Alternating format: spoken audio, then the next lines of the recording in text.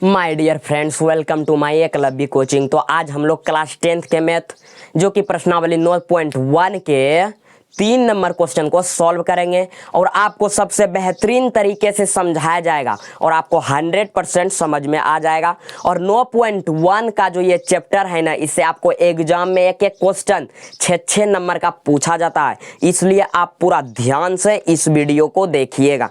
तो आइए सबसे पहले प्रश्नावली 9.1 के 3 नंबर क्वेश्चन को पढ़ते हैं। क्या बोल रहा है? बोल रहा है एक ठेकेदार बच्चों को खेलने के लिए एक पार्क में 2 फिसलन पट्टी लगाना चाहती है। क्या फिसलन पट्टी? 2 फिसलन पट्टी। 5 वर्ष से कम उम्र के बच्चों के लिए वह एक ऐसी फिसलन पट्टी लगाना चाहती है जिसका शिखर 1.5 मीटर की ऊंचाई पर हो और भूमि के साथ 30 डिग्री के कोण पर झुका हुआ हो, जबकि इससे अधिक उम्र के बच्चों के लिए वह 3 मीटर की ऊंचाई पर एक अधिक ढाल की फिसलन पट्टी लगाना चाहती है जो भूमि के साथ 60 डिग्री के कोण बनाती हो। प्रत्येक स्थिति में फिसलन पट्टी की लंबाई क्या होनी चाहिए? यानी कि आपको क्वेश्चन बोल रहा है 5 वर्ष से कम उम्र के बच्चों के लिए अलग फिसलन पट्टी और 5 वर्ष से अधिक उम्र के बच्चों के लिए अलग फिसलन पट्टी। यानी कि आपको इस क्वेश्चन में 2 गो फिसलन पट्टी बनाने के लिए बोल रहा है। तो हम लोग पहले क्या करेंगे? 5 वर्ष से कम उम्र के बच्चों के लिए फिसलन पट्टी बनाएंगे, बाद में 5 वर्ष से अधिक उम्र के बच्चों के लिए फिसलन पट्टी बनाएंगे। तो सबसे पहले क्या करेंगे? तो आइए सॉल्व करते हैं। सबसे पहले क्या करेंगे? क्वेश्चन क्या बोल रहा है?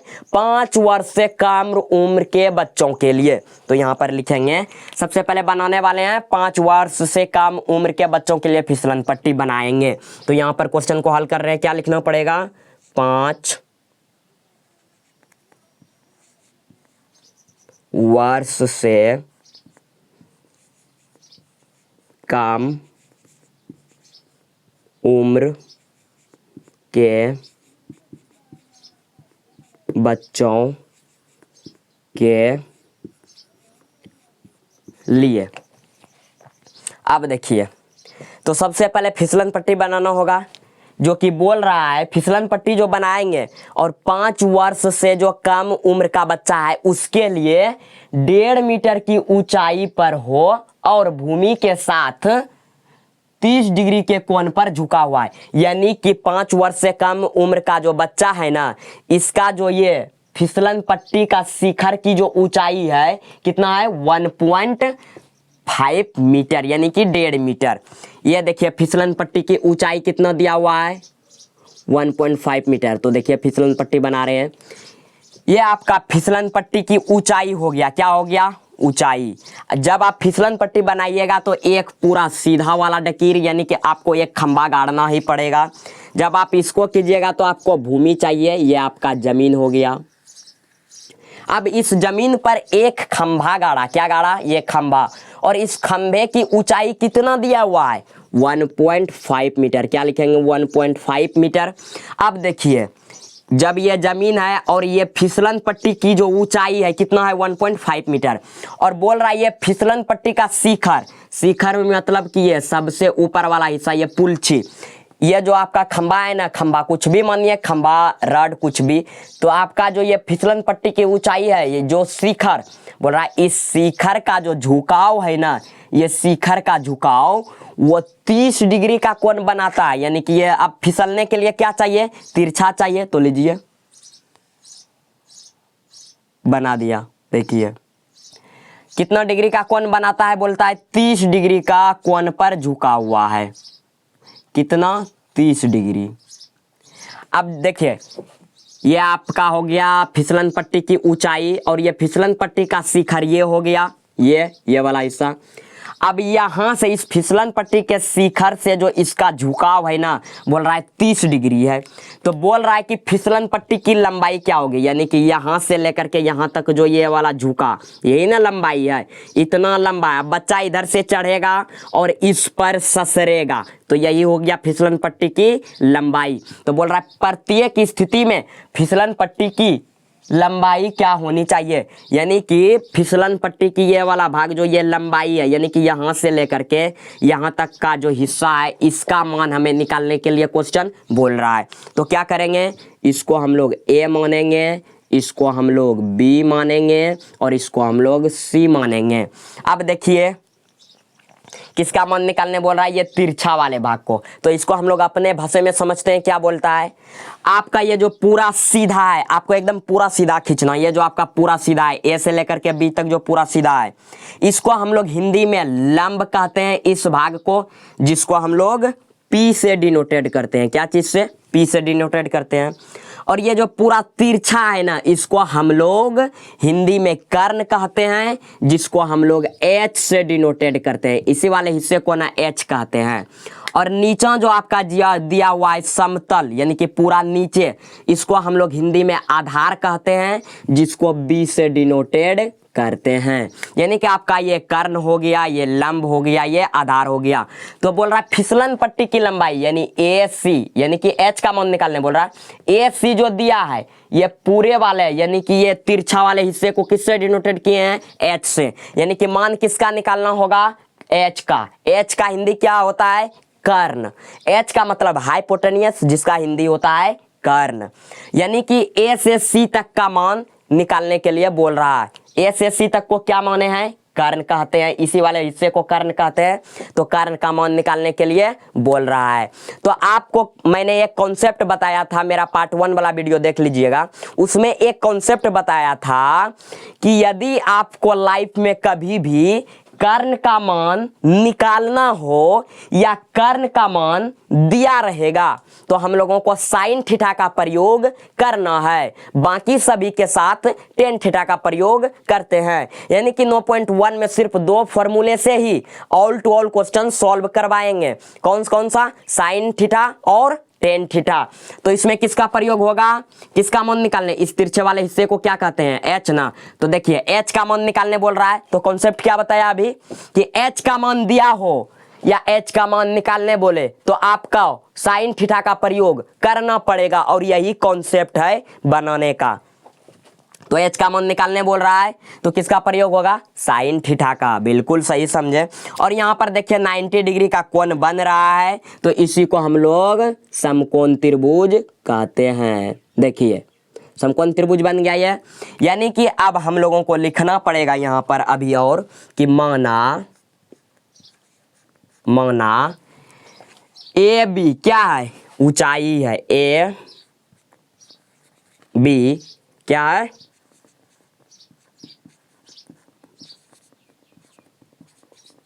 ऊंचाई है तथा किसका मान निकालने बोल रहा है? ए सी। तो ए सी क्या है?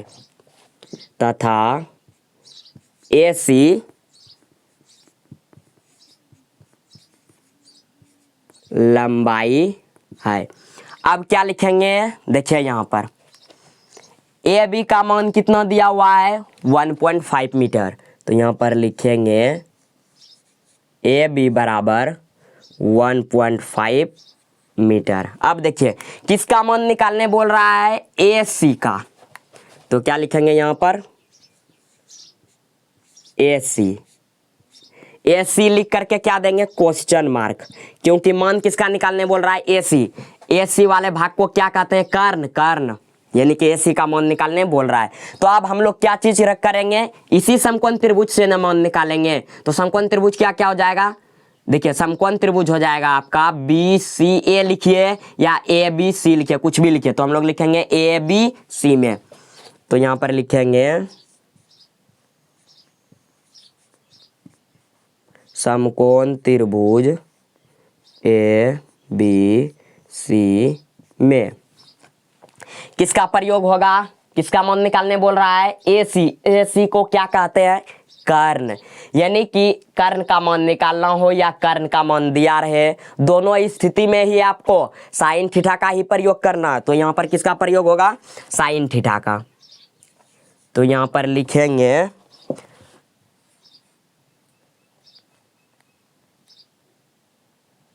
साइन थीटा बराबर क्या होता है फॉर्मूला? P बटे H। अब देखिए तो यहाँ पर साइन है तो क्या लिखेंगे? साइन। अब देखिए थीटा का मान कितना दिया हुआ है? 30 डिग्री। तो यहाँ पर क्या लिख देंगे?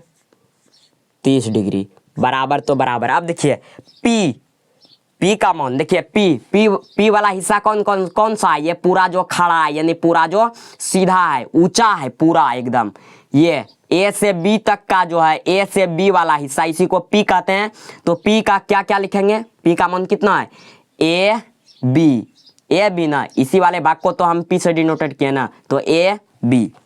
पी का मान क्या लिख देंगे यहाँ पर?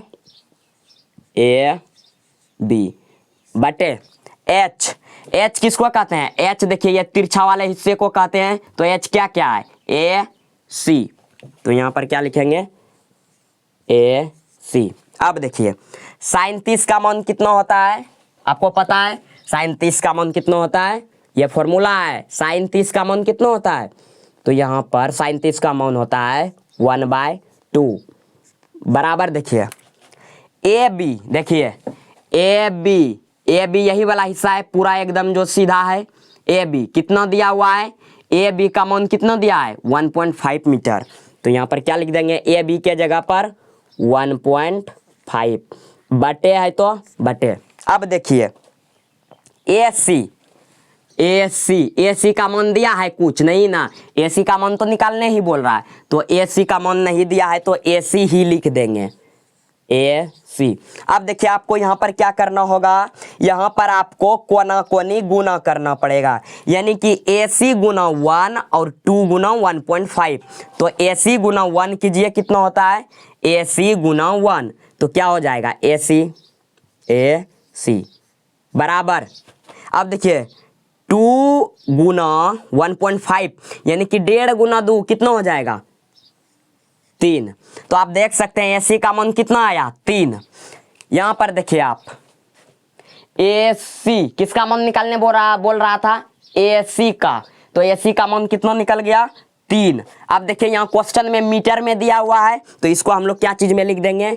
मीटर में, यानी कि 3 मीटर। अब देखिए यानी कि फिसलन पट्टी, अब ये वाला एसी का मान तो निकला कितना? 3। और इस वाले हिस्से को क्या कहते हैं? कर्ण कहते हैं। तो फिसलन पट्टी की लंबाई है ना, ये क्या है? लंबाई है, जो कि 30 डिग्री के कोण पर झुका हुआ है। तो ये जो है एसी का मान कितना निकला? 3 मीटर निकला। तो एसी को ही तो फिसलन पट्टी का लंबाई कहा गया है ना। तो फिसलन पट्टी का लंबाई क्या है? एसी है। तो एसी का मान कितना निकला है? 3 मीटर। तो यहाँ पर लिखेंगे अतः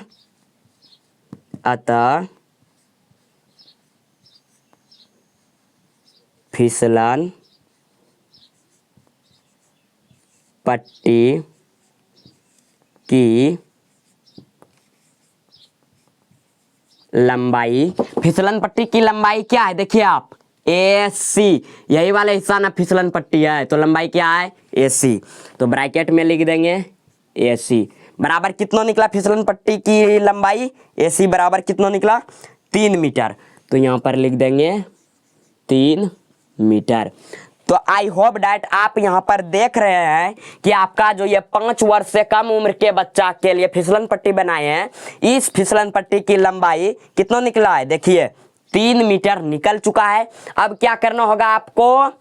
अब आपको 5 वर्ष से अधिक उम्र के बच्चों के लिए फिसलन पट्टी अलग बनाना पड़ेगा, क्योंकि ये तो कम उम्र के बच्चों के लिए है, 5 वर्ष से कम उम्र के बच्चों के लिए। अब 5 वर्ष से अधिक उम्र के बच्चों के लिए अलग फिसलन पट्टी बनाएंगे और उसका भी लंबाई ही ज्ञात करेंगे। क्यों? क्योंकि देखिए प्रत्येक स्थिति में फिसलन पट्टी की लंबाई क्या होनी चाहिए? हर एक स्थिति में फिसलन पट्टी की लंबाई ही ज्ञात करना है। अब क्या करेंगे? आप यहाँ पर पूरा छाप लीजिए। ये 5 वर्ष से कम उम्र के बच्चों का निकल चुका है, जिसका लंबाई 3 मीटर निकला। अब हम लोग क्या करेंगे? 5 वर्ष से अधिक उम्र के बच्चों के लिए निकालेंगे। तो आप बोलिएगा सर अब कहां पर छापेंगे? तो देखिए इसको आप पूरा कॉपी में छाप लीजिए और अब जो बनाएंगे ना 5 वर्ष से अधिक उम्र के बच्चों के लिए, जस्ट इसके नीचे आपको उसको बनाना है। तो मेरे में यहां जगह नहीं है तो इसको हम मिटा देते हैं। तो आप इसका स्क्रीनशॉट ले लीजिए। तो चलिए इसको हम मिटा रहे हैं। ये देखिए मिटा दिए।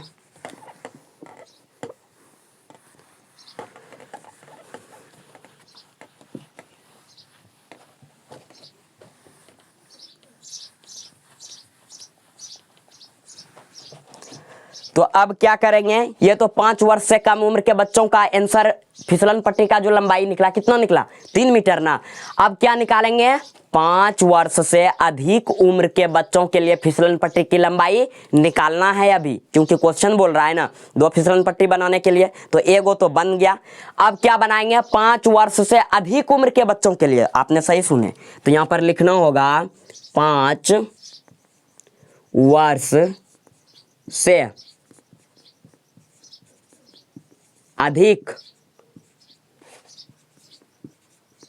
उम्र के बच्चों, 5 वर्ष से अधिक उम्र के बच्चों के लिए, किसके लिए 5 वर्ष से अधिक उम्र के बच्चों के लिए अब निकाल रहे हैं। तो देखिए 5 वर्ष से अधिक उम्र का जो बच्चा है उसका, देखिए क्या बोल रहा है 5 वर्ष से अधिक उम्र के बच्चों के लिए, देखिए क्या बोल रहा है, जबकि इससे अधिक उम्र के बच्चों के लिए वह 3 मीटर की ऊंचाई पर एक अधिक ढाल की फिसलन पट्टी लगाना चाहती है जो भूमि के साथ 60 डिग्री का कोण बनाती है। यानी कि अब जो फिसलन पट्टी बनाना चाहती है 5 वर्ष से अधिक उम्र के बच्चों के लिए, उसका जो ऊंचाई है फिसलन पट्टी की ऊंचाई वो 3 मीटर है, और वो फिसलन पट्टी का जो ढाल है ना, ढाल ससरने वाला, वो बोल रहा है वो जो जमीन का जो झुकाव, मतलब कि उस ढाल का जो झुकाव है वो भूमि के साथ 60 डिग्री का कोण बनाती है। यानी कि आपका ये हो गया फिसलन पट्टी की ऊंचाई। देखिए ये फिसलन पट्टी की ऊंचाई हो गया, ये हो गया आपका फिसलन पट्टी की ऊंचाई, और ये आपका हो गया भूमि। क्या हो गया भूमि। अब देखिए ये आपका क्या हो गया भूमि। ये ऊंचाई कितना मीटर दिया है 3 मीटर दिया। अब देखिए क्या बोल रहा है, इस फिसलन पट्टी का जो ये फिसलन पट्टी का जो ढाल है ना, मतलब कि ससरने वाला, ये क्या बोल रहा है, ये भूमि के साथ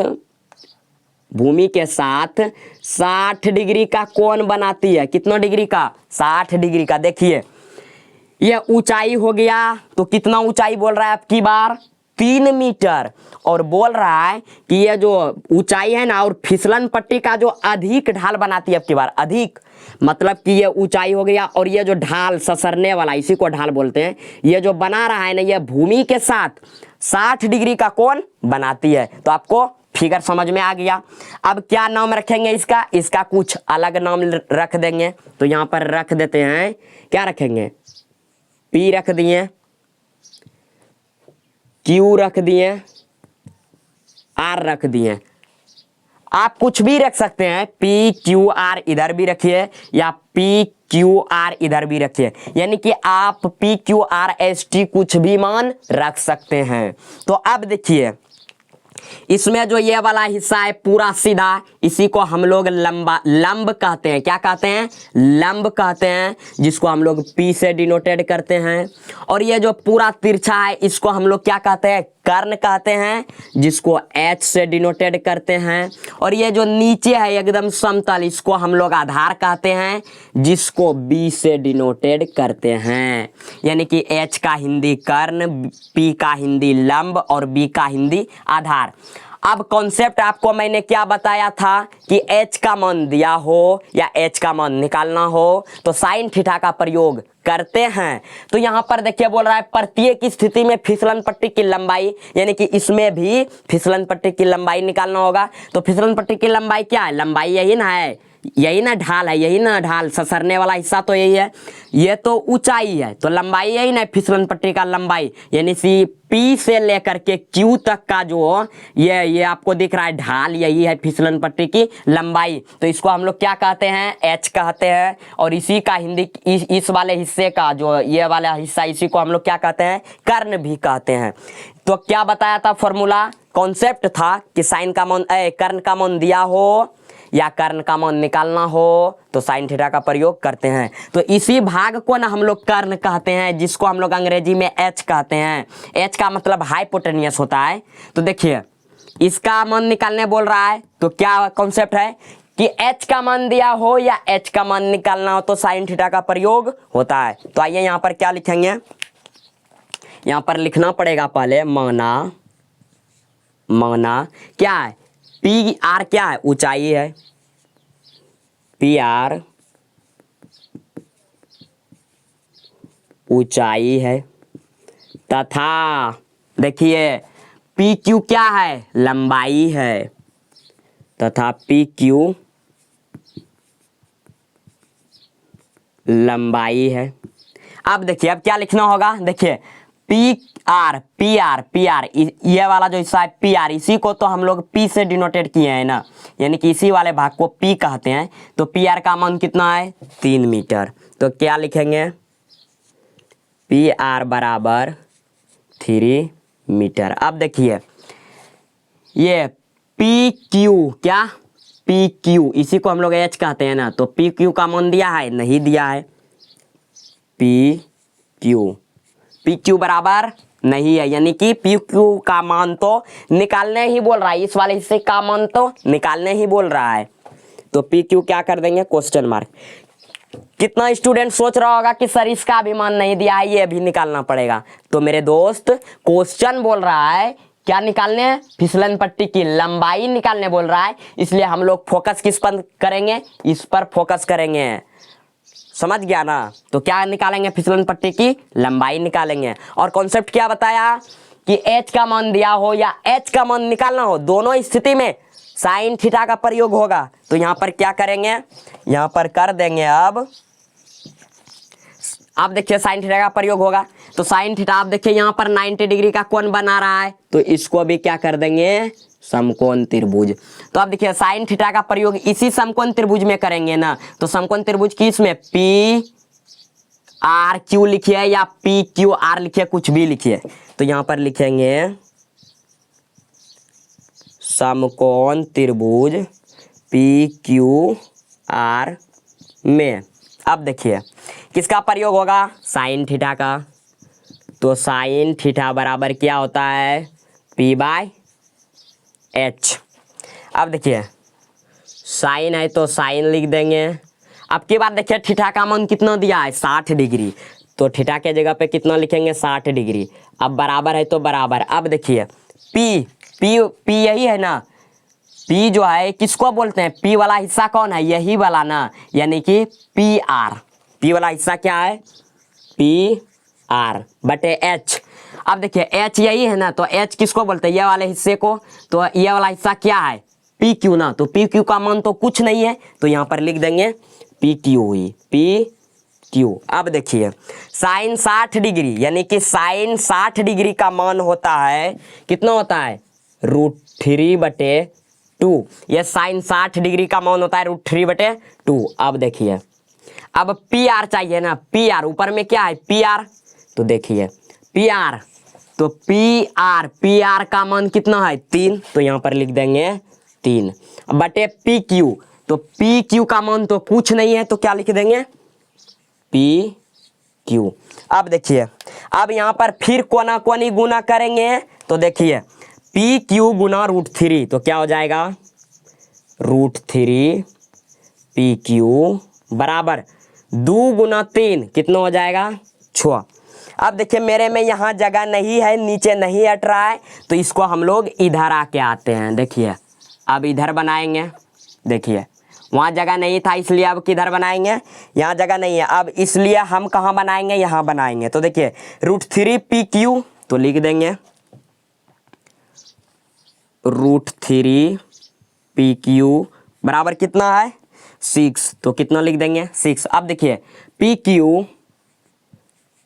क्यू बराबर कितना कर देंगे, 6/√3। देखिए ये गुना में था तो यहाँ भाग में हो गया। अब देखिए आपको एक चीज याद रखना है कि लाइफ में कभी भी इस चैप्टर में रूट को नीचे में नहीं रखना है, चाहे रूट में 3 रहे, 4 रहे, 9 रहे, उसको रूट में नहीं रखना है।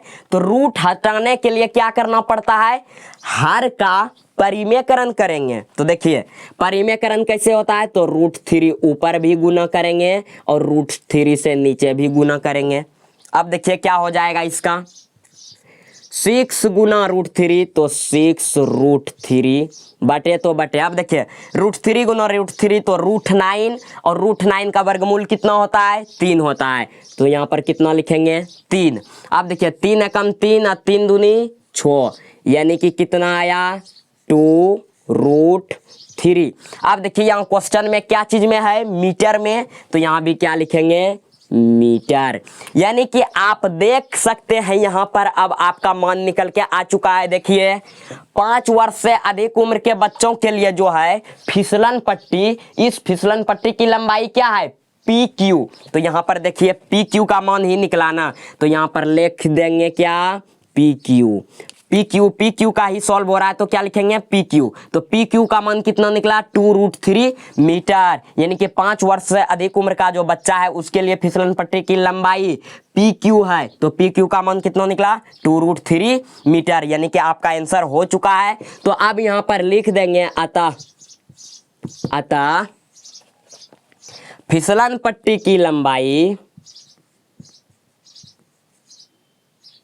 फिसलन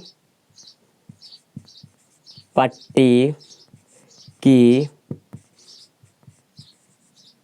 लंबाई, अतः फिसलन पट्टी की लंबाई क्या है, फिसलन पट्टी की लंबाई क्या है, पी क्यू है।